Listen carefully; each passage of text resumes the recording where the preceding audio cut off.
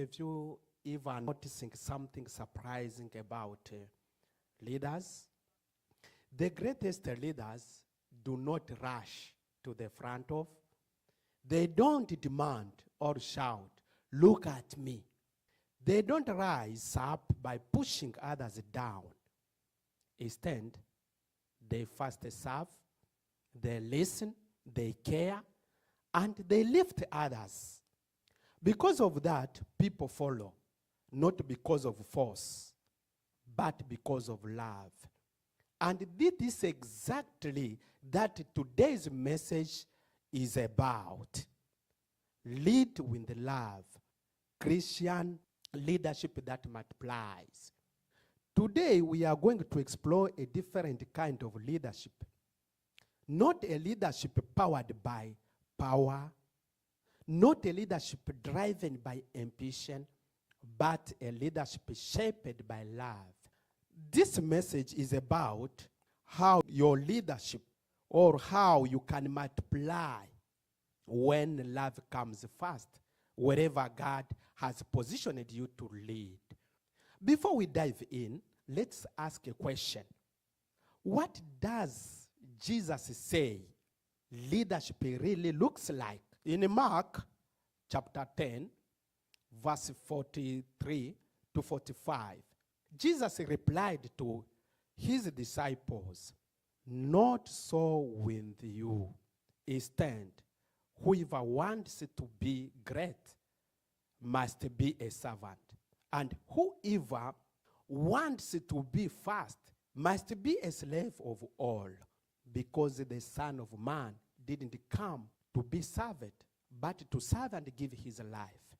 And also, 1 Peter chapter 5, verse 2 to 3 says, "Be shepherds of God's flock that is under your care. Watch over them, not because you must, but because you are willing.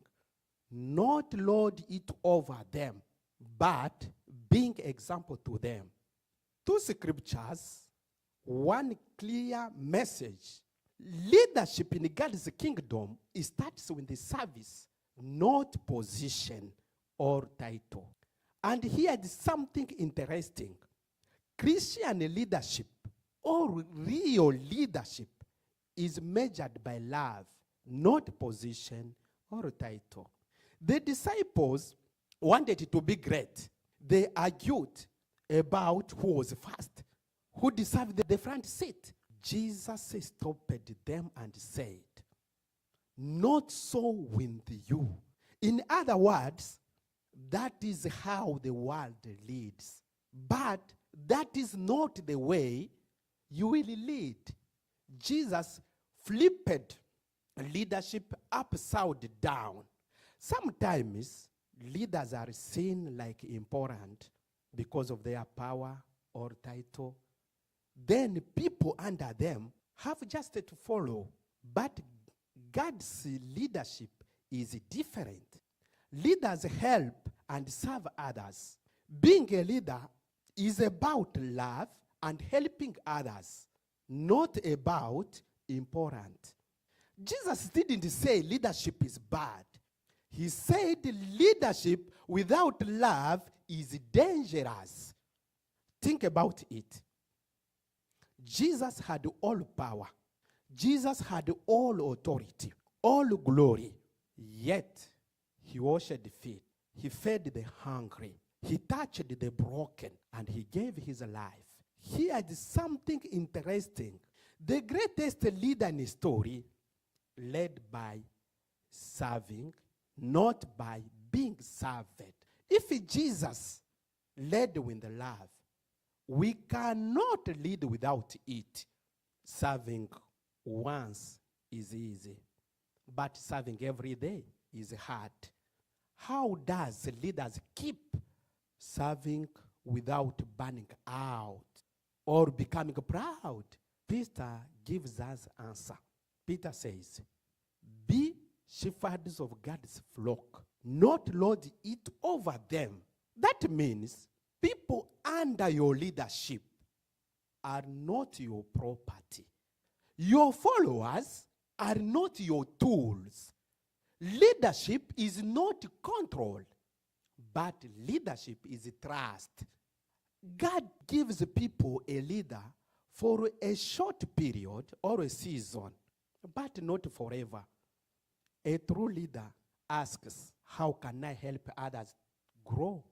How can I prepare my team to lead? A false leader says, stay dependent on me. I must always be needed. Without me, you cannot do anything. After my departure, you will cry.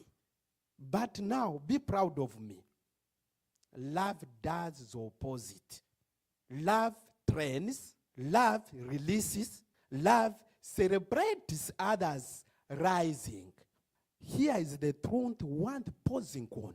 If your leadership is making others small, is not coming from God. If your leadership is raising others, it carries God's heart. Jesus didn't keep his disciples weak. He trained them, he sent them, and trusted them. Love-based leadership multiplies. Leadership is not about for you being a star. It's about for you to be able to raise stars. Here is the most important truth. Faith-based leadership multiplies what control will never grow.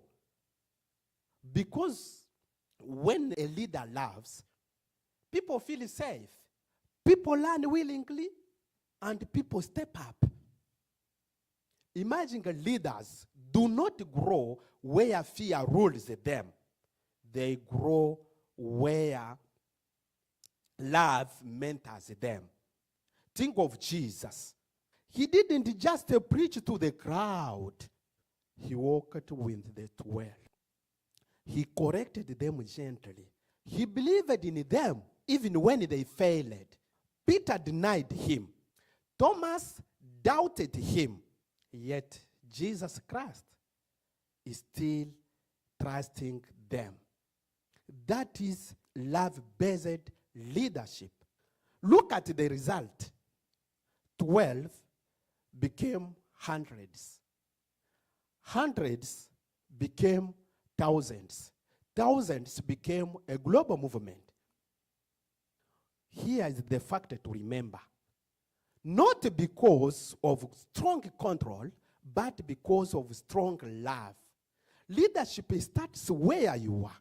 You don't need a position, a title, or complaining about others. You lead wherever God has placed you. If someone is watching your life, you are leading. God is asking, will you lead with love? Please feel free to reply to that question in our comment section. Not perfect love, not loud love, but consistent love. Love that listens, encourages, corrects, and creates a space for others to grow. Here is the most striking truth. Your position or title may end, but love continues. When you lead with love, you create leaders. You multiply impact. You leave a legacy. And that is God wants from you. Take a moment and ask yourself, do people feel safe growing around me? Do I serve or demand? Am I mentoring others to lead or telling them to depend on me? This is not a guilt. It is growth. God is shaping leaders like Jesus. The world has many leaders, but the world is desperate of leaders who love. Leadership that multiplies is not loud. It is faithful, It is humble and it is loving. Jesus had showed us the way. Lead with love. Serve with joy. Mentor with patience. Release others with faith. Then watch how God multiplies what you never could on your own. If this message encouraged you today, please give a like, share, comment, and subscribe for weekly faith, hope, and leadership inspirational message. Thank you for watching Together for World Impact Now. Bye.